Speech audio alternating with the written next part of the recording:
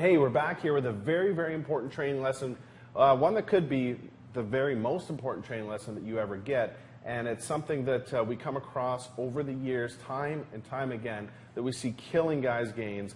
And to set this up properly, we want you to think about something for a second, because every time that you go to the gym, I guarantee you, if it's not today, tomorrow, maybe a week from now, or maybe a week in the past, you've come across more than one guy that lifts a lot of weight, that looks very, very strong because of the amount of weight that he's lifting, but yet his gains do not show it. His gains are not indicative of the amount of weight that he's lifting. There might be a very, very different looking guy that has a lot more muscle on him, standing right beside him, that's lifting a lot less weight. And we want to expose why that is for you today and give you the choice as to whether or not you want to be the guy that has the muscle or the guy that has the strength. Okay, they're two different things. They're not 100% related. Okay, and we'll explain why. And I think you'll have a lot better understanding about how to train for muscle and how to train for strength. I'm going to pass it on to Aaron here to explain a few concepts to you. So basically, when you're in the gym and your goal is to actually pack on a lot of size, you want to stimulate the muscle.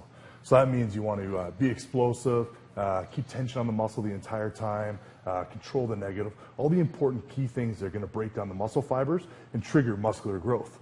So the problem is all these guys just lifting heavy weight, they're using momentum to actually move this weight. You need to let your muscles do all the work, not momentum. So you've seen these guys, they're slugging around, twice as much weight as anybody else, but they're just swinging. They're bouncing the weight, doing things like this, just to train their ego rather than their muscles.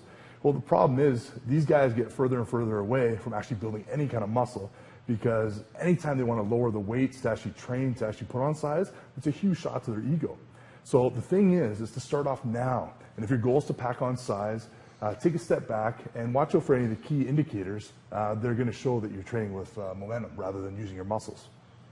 One of the key terms that we have to talk about here is time under tension, okay? Meaning that the actual amount of tension and load that's put on the muscle is the most important thing for actual muscle size if you had to choose one particular factor, not the amount of weight that you're moving. The fact is that you can make a lighter weight, for instance, a 35-pound dumbbell, feel a lot heavier to your muscle than a 50-pound dumbbell if you're just swinging the 50-pound dumbbell.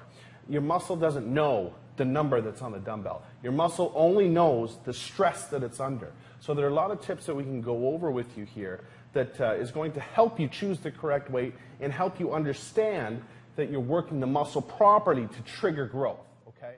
Just as Kyle said, you want to make sure that your first indication is that you're engaging the muscle first to make sure it's firing properly, and that the main focus is all on that muscle. So in regards to what muscle you're doing, make sure that's the one that's the focus and you're engaging it first. Second indication is making sure that you can control the negative. If you can't control the weight on the way down, it's too heavy.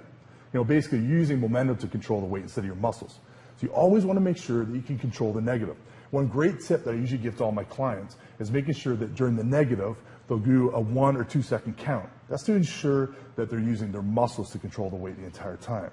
So the third indication that you're working the targeted muscle group properly and that you've engaged it from the start, that you've chosen the right weight, is after your set, you need to evaluate the all-revered muscle pump, okay? You need to understand that the muscle pump, okay, is an indication that adequate and sufficient blood flow has entered that working muscle to help trigger growth. If at the end of, for instance, a working set of bicep curls like we have here, or triceps, if you're doing arms or whatever, and you're done your set and you don't feel that muscle engorged with blood, and you don't feel skin stretching as you're moving your actual arms up and down, you know you haven't engaged. I don't care if you have 2 plates of 45 on either end. If you don't feel that after the set, you're not triggering maximum growth. It doesn't matter how strong you are. That's why some guys look very, very skinny that lift a lot of weight.